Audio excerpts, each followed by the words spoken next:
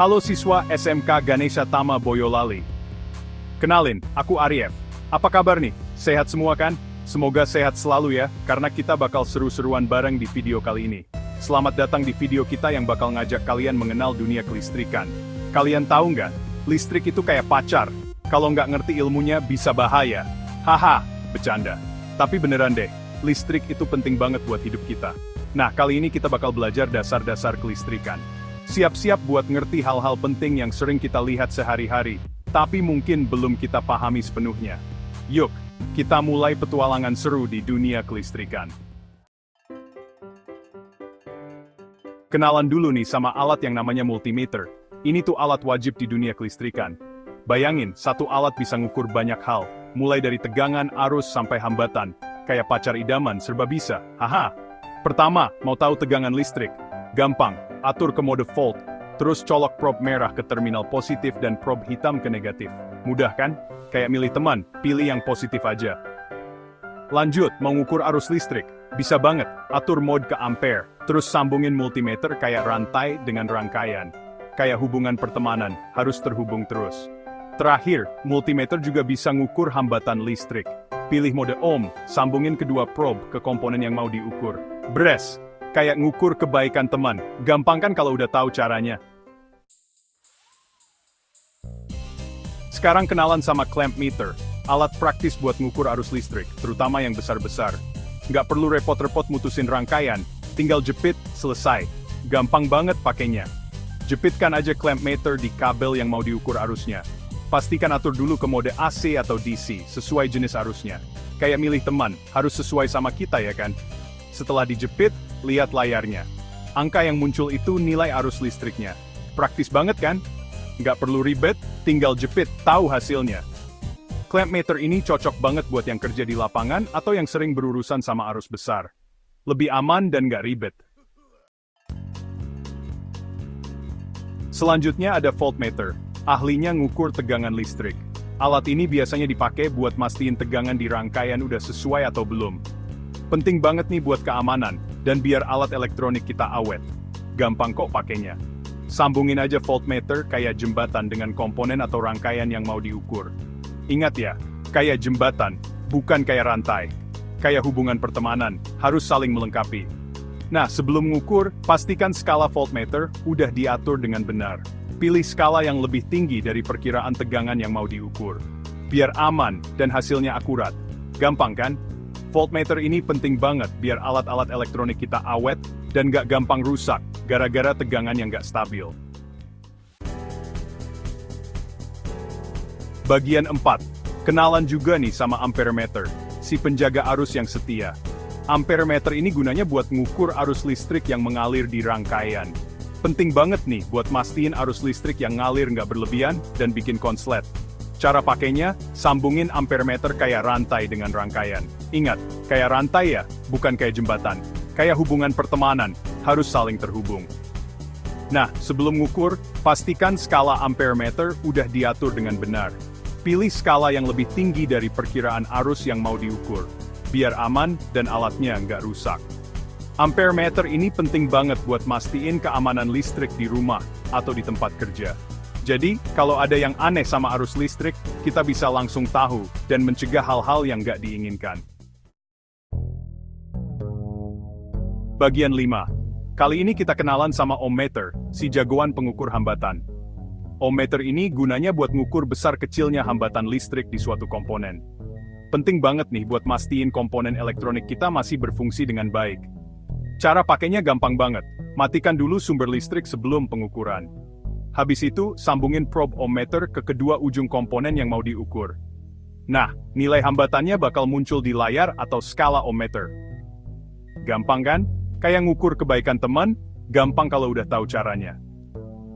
Ohmmeter ini penting banget buat ngecek kondisi komponen elektronik, misalnya resistor, kapasitor, atau induktor.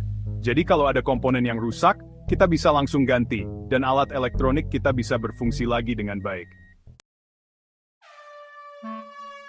Bagian 6, kenalan yuk sama wattmeter, si penghitung daya listrik. Wattmeter ini gunanya buat ngukur daya listrik yang dipakai sama alat elektronik. Penting banget nih buat ngitung tagihan listrik kita.